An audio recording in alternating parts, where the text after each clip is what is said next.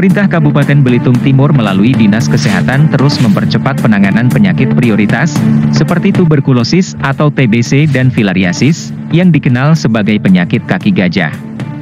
Hari ini, Senin, 2 Desember 2024, rapat koordinasi dan evaluasi digelar di ruang meeting room Hotel Guest Desa Baru, Kecamatan Manggar.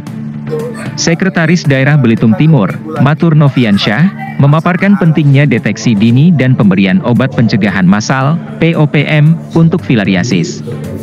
Ia menegaskan, target program ini mencakup seluruh masyarakat Beltim, termasuk pelajar.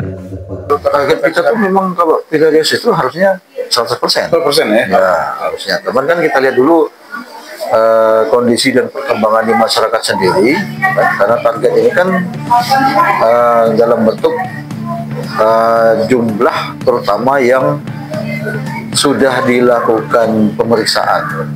Nah, dari pemeriksaan itu dia sudah didiagnosa mungkin ada potensi mengidap filariasis, maka itu yang menjadi target utama. Cuman kan sekarang yang di tangan itu bukan hanya urusan minum obat, tapi juga penyebab menyebarnya filariasis ini, yaitu nyamuk.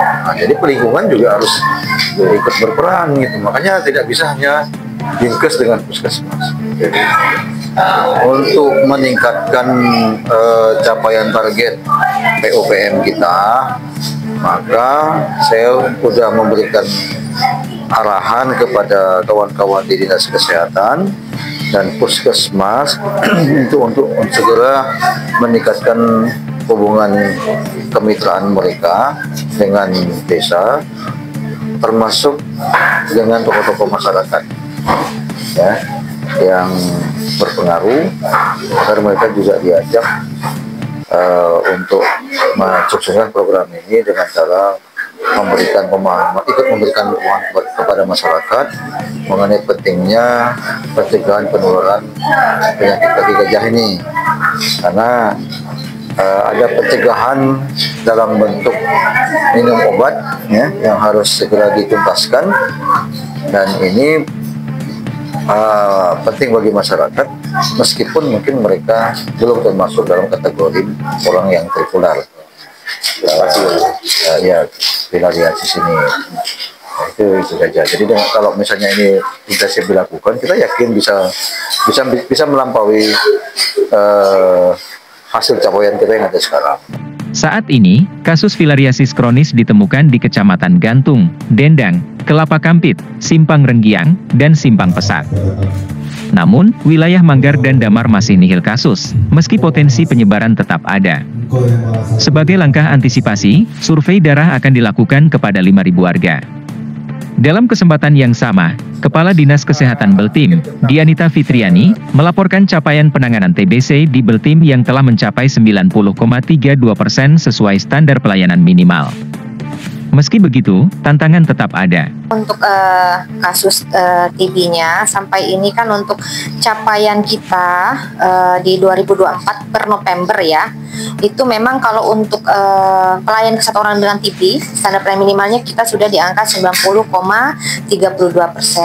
Memang masih ada beberapa wilayah kecamatan yang angkanya masih di bawah itu, 70%-an, tapi saya rasa ini berprogres ya, karena memang kalau TB itu kadang-kala bisa saja memang pengobatannya nggak selesai gitu, nggak selesai, misalnya orangnya meninggal salah satunya, atau memang ada mobilisasi gitu keluar daerah.